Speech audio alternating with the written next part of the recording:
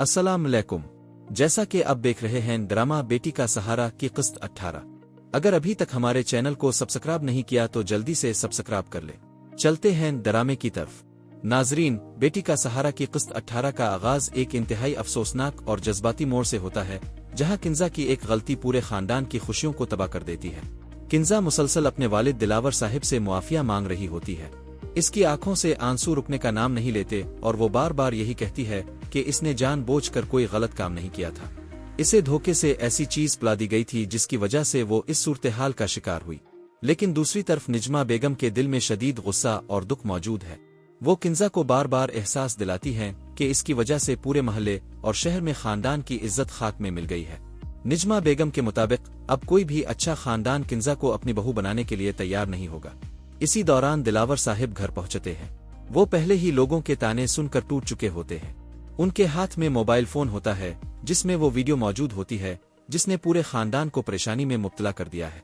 दिलावर साहिब की आंखों में आंसू होते हैं और वो अपनी बेटी को देखकर कहते हैं कि जिंदगी भर उन्हें एक नाकाम शौहर और गैर जिम्मेदार बाप कहा गया, लेकिन आज उन्हें पहली मर्तबा ये एहसास हो रहा है कि लोग उन्हें बेशर्म बाप भी कहेंगे।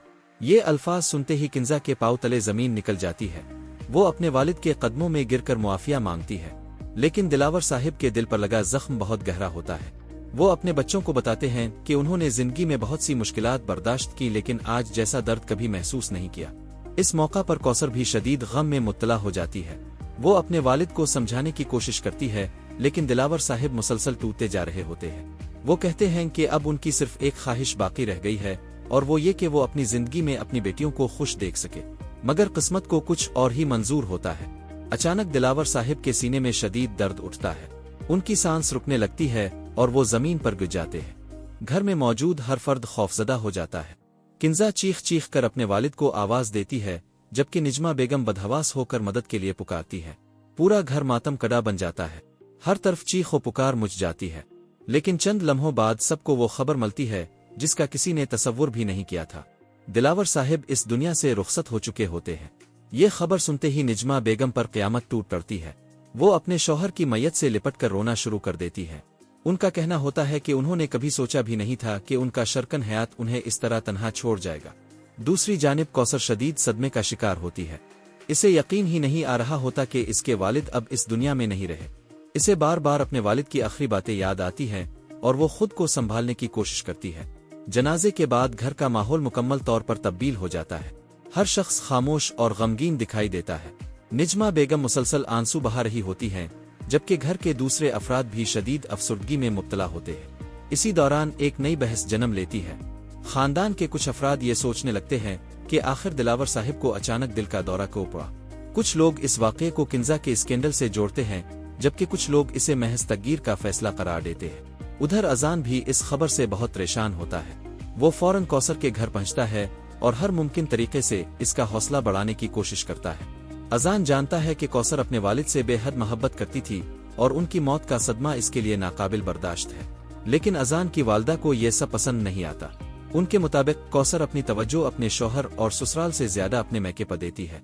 वो अजान को बार बार समझाती हैं कि कौसर हमेशा अपने खानदान की जरूरियात को तरजीह देती है। अजान अपनी वालिदा की बातें सुनता जरूर है, लेकिन वो जानता है कि इस वक्त कौसर को इसकी सबसे ज्यादा जरूरत है। इसीलिए वो फैसला करता है कि वो हर हाल में अपनी बीवी का साथ देगा। दूसरी तरफ कौसर के घर में भी हालात आसान नहीं होते।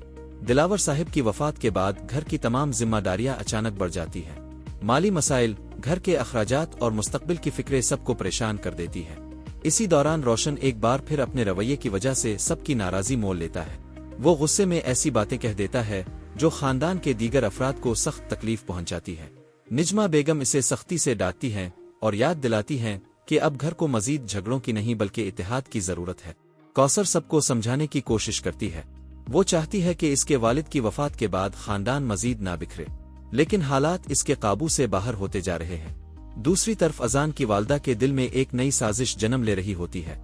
वो माही को अपने पास बुलाती हैं और इसे ये बावर कराने की कोशिश करती हैं कि अजान के लिए असल जोड़ी कौसर नहीं बल्कि माही थी। वो माही से कहती हैं कि कौसर अपने शौहर से ज्यादा अपने खानदान की फिक्र करती है। उनके मुताबिक ऐसी लड़कियां घर नहीं बसा सकती क्योंकि उनकी तरजीहात हमेशा मुख्तलिफ होती है। माही शुरू में ये सब सुनकर हैरान रह जाती है। वो जानती है कि अजान अपनी बीवी से बेहद मोहब्बत करता है, لیکن اذان کی والدہ مسلسل اس کے ذہن میں شکوک اور شبہات پیدا کرنے کی کوشش کرتی رہتی ہے۔ آخرکار ماہی کہتی ہے کہ اسے سوچنے کے لیے وقت چاہیے، وہ بغیر سوچے سمجھے کوئی فیصلہ نہیں کرنا چاہتی۔ ناظرین، ایسا لگتا ہے کہ آنے والی اقساط میں کوثر کی زندگی مزید مشکلات کا شکار ہونے والی ہے۔ ایک طرف والد کی وفات کا غم ہے، دوسری طرف گھر کی بڑھتی ہوئی ذمہ داریاں، اور تیسری جانب اذان کی والدہ کی نئی چال۔ کیا کوثر ان تمام مشکلات کا مقابلہ کر پائے گی؟ کیا اذان ہمیشہ کی طرح اپنی بیوی کا ساتھ دے گا؟ کیا ماہی واقعی اذان اور کوثر کے درمیان فاصلے پیدا کرنے کی کوشش کرے گی؟ اور سب سے اہم سوال، کیا کنزا کبھی اپنے والد کی موت کے احساس جرم سے نکل پائے گی؟